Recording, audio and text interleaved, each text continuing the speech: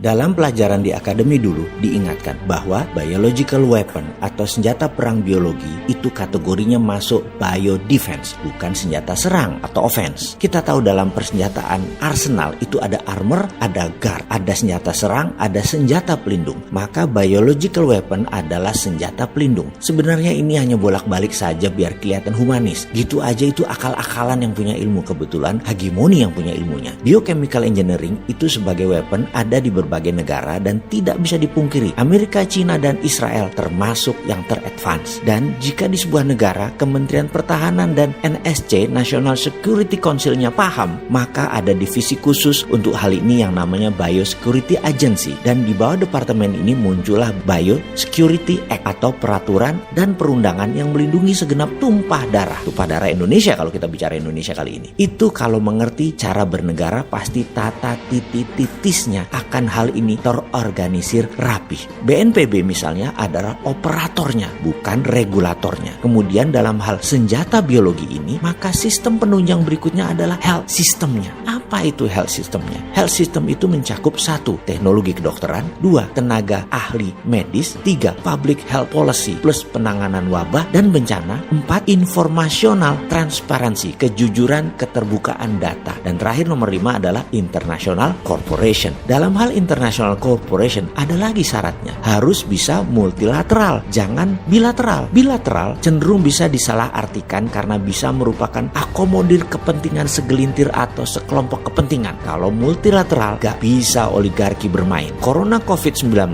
ada yang mengatakan tidak lethal atau tidak mematikan. Sampai-sampai pejabat negara juga mengatakan hal itu. Namun ini menimbulkan pertanyaan banyak orang. Tidak mematikan itu jika public health systemnya bagus. Itu data saat ini dari kejadian di banyak negara. Tetapi seperti di Iran dan Italia itu bergelimpangan korban kasualtisnya. Kalau Indonesia 5 hal health systemnya di atas tadi, bagaimana statusnya? Kembali ke COVID-19, corona itu sangat menular, cepat tertransfer dan masa inkubasinya 14 hari itu pelan, sehingga keburu menyebarnya tanpa terasa oleh pembawanya, dan tak terasa tahu-tahu banyak aja yang sudah terpapar. Jadi saat ini bagi pejabat negara dan politikus, inilah masa political commitment, masa pembuktian janji, bukan masa political campaign, masa mengatakan janji-janji. Ketika mengatakan kerja untuk rakyat, maka bekerjalah dengan benar untuk rakyat. Atur tata negaranya. Dengar juga pendapat mereka yang bukan pejabat namun berpengalaman. Kalau mau melockdown versi Indonesia juga bisa. Gak usah malu-malu atau gengsi. Kita ganti nama dengan istilah nyepi, biar gak ada kata down. Lalu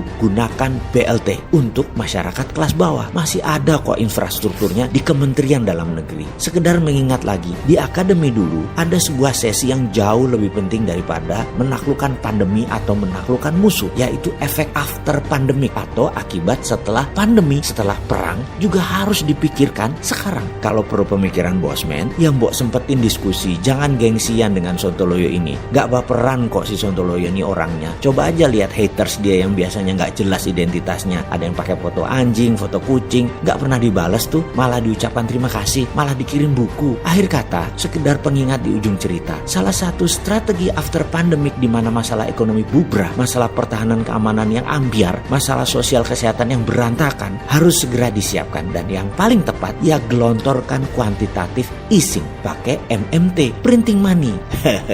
Si Sontoloyo ini tetap aja keras kepala menganggap idenya printing money adalah solusi.